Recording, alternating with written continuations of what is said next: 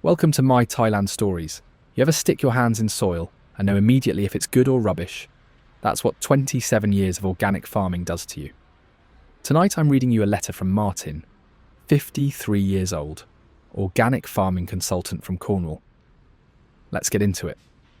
Right, so here I am, standing in a field outside Chiang Mai, holding a soil sample bag that shouldn't exist. The lab results came back 3 days ago. Organic, clean, perfect pH balance, no pesticide residue. Everything I tested was genuine, but the cooperative doesn't exist. The registration documents were forged. The farmers I met were paid 2,000 baht per visit to let foreign investors walk their land. Claire, the woman who ran the operation, has vanished. The office in Chiang Mai is empty. The phone number goes to voicemail. I tested the damn soil myself. I've been doing this for 27 years. I know organic agriculture, I know what real farming looks like, and every single thing I verified was real, except the only thing that mattered. The ownership. £142,000. Gone. Let me back up and tell you how this happened. My name's Martin, 53 years old. I spent 27 years as an organic farming consultant, Soil Association inspector for 12 years, independent consultant for another 15. I walked fields in Devon, Cumbria, Scotland, Wales. I tested soil. I reviewed crop rotations. I verified pesticide-free practices. I knew farming, real farming, the kind that takes generations to build and seconds to destroy if you cut corners.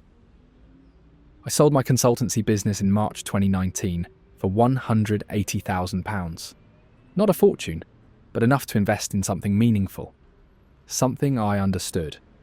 I'd been travelling to Thailand twice a year since 2015.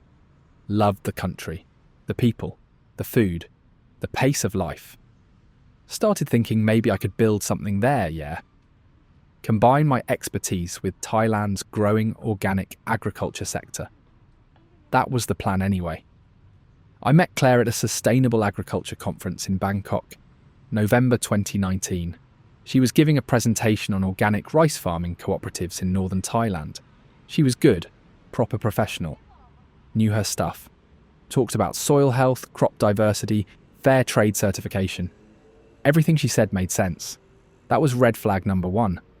I just didn't see it yet. After her presentation, I introduced myself, told her about my background. She lit up, said she'd been looking for someone with my expertise. Her cooperative needed an investor with agricultural knowledge, not just money. The Northern Thailand Organic Cooperative. 6 farms across Chiang Mai province. Rice, vegetables, herbs, all certified organic. Exporting to Europe and Japan. She showed me photos on her tablet. Fields of rice. Farmers working. Healthy crops. Registration documents from the Thai Ministry of Agriculture. Export licenses. EU organic certification. I should have verified every document independently right then. Should have called the ministry myself. Should have checked the EU certification database. But I didn't, because everything looked exactly like what a legitimate cooperative should look like. Here's the thing though, when something looks that perfect, that's when you should be most suspicious. But I wasn't. I was excited. We met for coffee the next day. She brought more documentation, profit and loss statements, member lists, crop rotation schedules, partnership agreement templates. She explained the structure. The cooperative was owned by the 6 farming families. They needed capital to expand operations, purchase new equipment, develop export relationships. In exchange for investment, I'd receive 20% ownership and monthly dividends based on export sales. Minimum investment was £120,000. Returns projected at 12 to 15% annually. I told her I needed to see the farms myself. She smiled, said that was exactly what serious investors should do. We arranged a visit for January 2020. I flew into Chiang Mai on a Tuesday morning. Claire picked me up at the airport. We drove north through stunning countryside, mountains in the distance, rice paddies everywhere. The first farm was about 40 minutes outside the city. Small operation, maybe 15 acres. Rice and vegetables. The farmer's name was Somchai. 50s, weathered face, kind smile. He walked me through his fields, showed me his crops, explained his rotation system. I asked if I could test his soil. He laughed, said foreign consultants always want to test the soil. handed me a small spade. I took samples from 3 different locations, bagged them, labelled them, standard procedure. The soil looked good, dark, rich, proper structure. But I'd wait for lab results to be certain. We visited 3 more farms that day, each time the same process. Meet the farmer, walk the fields, test the soil, take photos. Every farmer seemed genuine, hard-working, passionate about organic agriculture. They talked about the challenges, the rewards, the cooperative system. That was the trap. They were genuine farmers, real people working real land. They just weren't part of any cooperative. The second day we visited the other 2 farms. More soil samples, more photos, more conversations with farmers who seemed absolutely legitimate. Claire took me to the cooperative office that evening. Small building in Chiang Mai, 2 staff members working inside, filing cabinets full of paperwork, wall charts showing crop schedules and export timelines. She showed me the registration certificate. Framed on the wall, Northern Thailand Organic Cooperative. Registered March 2017. Ministry of Agriculture stamp clearly visible. I asked to see the export contracts. She pulled them from a filing cabinet. France, Japan, all properly formatted. Company letterheads, signatures, official stamps. I asked if I could take photos of the documents. She said of course. Transparency was essential for investor confidence. I photographed everything. Registration certificate, export contracts, member agreements, financial statements. That night in my hotel, I reviewed everything. The documents looked legitimate. The farms were clearly operating. The farmers seemed genuine, but I still wanted verification. I sent the soil samples to a lab in Bangkok, paid for expedited testing. Results came back 4 days later. All 6 samples tested organic. No pesticide residue, no chemical fertilizers. pH levels appropriate for the crops being grown. Everything was exactly as it should be. I felt confident. This was real. I called Claire, told her I was interested in moving forward. She was delighted, said the cooperative board would need to approve my investment, but she was certain there wouldn't be any issues given my qualifications. 2 weeks later, she sent the partnership agreement. 30-page document. Investment terms, ownership percentage, dividend structure, exit clauses. I hired a lawyer in Bangkok to review it. He said the structure was standard for Thai agricultural cooperatives. Everything looked legitimate. That was red flag number 2. The lawyer reviewed the agreement. He didn't verify the cooperative actually existed, and I never asked him to. Mate, I should have known better. I really should have. I wired the first payment in February 2020, £120,000, converted to Thai baht, sent to the cooperative bank account Claire provided. She sent a receipt, official letterhead, signed by the cooperative chairman, stamped and dated. I was now a 20% owner of the Northern Thailand Organic Cooperative, or so I thought. The first 2 months, everything functioned exactly as promised. Claire sent monthly reports, export shipments, sales figures, detailed breakdowns of cooperative operations. She sent photos, farmers planting new crops, harvesting, packaging vegetables for export. In April, I received my first dividend payment, £4,200, transferred directly to my UK bank account. Exactly what the agreement projected. I felt like I'd finally done it. 27 years of working for other people. And now I owned part of something meaningful. A real agricultural operation. Helping farmers. Producing organic food. I remember calling my sister. Told her I'd made a brilliant investment. She was happy for me. Said it was about time something went right. That was the whole point of the scam though, wasn't it? Make it feel genuine. Pay dividends using the investor's own money. Build trust before asking for more. In May, Claire called. Said the cooperative had an opportunity to purchase additional land. Prime agricultural property. But they needed additional capital. If I could invest another £20,000, my ownership percentage would increase to 25%. I hesitated. Asked for more documentation. She sent it within hours. Land survey, purchase agreement, financial projections showing increased returns. I wired the money.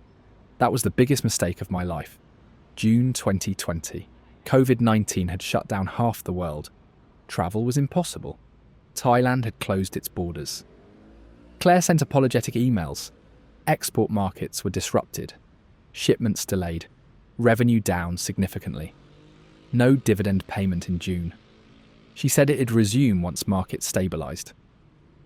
I understood. Everyone was struggling. Agriculture wasn't immune to global disruption. July, no dividend, no detailed report. Just a brief email saying the cooperative was managing through difficult circumstances. August. No communication at all. I started calling. Her phone went straight to voicemail. I sent emails. No response. That's when I started to panic. I contacted the farmers directly, found Somchai's phone number in my photos, called him. He answered in Thai. I don't speak Thai well, so I asked if he spoke English. He said a little. I asked about the cooperative, about the export disruptions. Long pause. He said he didn't know about any cooperative. He just grew rice. Sometimes foreign people came to visit his farm. A woman paid him 2,000 baht each time to let them walk the land and take photos. I felt immediate dread, proper gut punch moment. I asked about the other farmers I met. He said they probably had the same arrangement. Many farmers in the area did this. Easy money for an hour of walking and talking. My hands were shaking. I asked if a British man named Martin had ever contacted him about investing. He said no, just the woman. Claire, she came every few months with different foreign visitors. I thanked him, hung up, sat in my kitchen staring at nothing. The farms were real, the farmers were real, the soil was genuinely organic. But the cooperative never existed. The registration certificate was forged.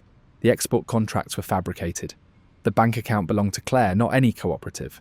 I'd verified everything visible, everything I could touch and test, and missed the only thing that mattered, the legal ownership. Bloody hell. I filed a police report in September. British Embassy helped me connect with Thai authorities. The detective assigned to my case was polite but frank. Cases like mine were common. Foreign investors, fake cooperatives, forged documents. He explained that the farmers I met probably had no idea they were part of a scam. They were just making extra money, letting tourists and investors visit. The office I saw in Chiang Mai was a short-term rental. Vacated in July. No forwarding address. The bank account was opened, with fake business registration documents. Claire withdrew all funds in June. Account closed same day. Claire wasn't her real name. The ID she used to open the account was stolen. The detective said recovery was unlikely. The money was gone, probably moved through multiple accounts before being withdrawn as cash. He asked if I'd verified the cooperative registration with the Ministry of Agriculture myself. I said no. I relied on the documents Claire showed me. He nodded, said that was the mistake most investors made. The documents were excellent forgeries, professional printing, convincing stamps, but completely fake. The ministry had no record of Northern Thailand Organic Cooperative. Never had. I'm back in Cornwall now. 54 years old, living in a small flat in Truro, working as a part-time agricultural consultant. Projects here and there, nothing steady. I sold my house to cover debts after the scam. The £142,000 I lost was everything. My retirement savings, my consultancy sale proceeds, my future security. I've got about £8,000 left in savings now, at 54 years old, starting over from almost nothing. My sister asked me last month why I don't do more international consulting work, higher paying. I told her I was focusing on local projects. Couldn't tell her I was terrified of making another catastrophic judgment error. I think about Claire constantly. Wonder if that was even her real face. If anything she told me was true. If she felt anything when she took everything I'd spent nearly 3 decades building. What devastates me most isn't the money. It's knowing my expertise. The thing I trusted most in myself was the weapon she used to destroy me. I knew how to verify soil, how to assess farming operations, how to evaluate crop health.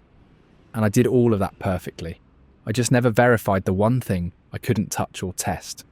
The ownership, the legal registration, the actual existence of the entity I was investing in. The farms were real. The soil was genuinely organic. The farmers were legitimate agriculturalists. Claire just borrowed them for a few hours, like renting props for a film. And I walked right into it because everything I could verify with my hands and eyes was exactly right. I heard from another victim 6 months ago.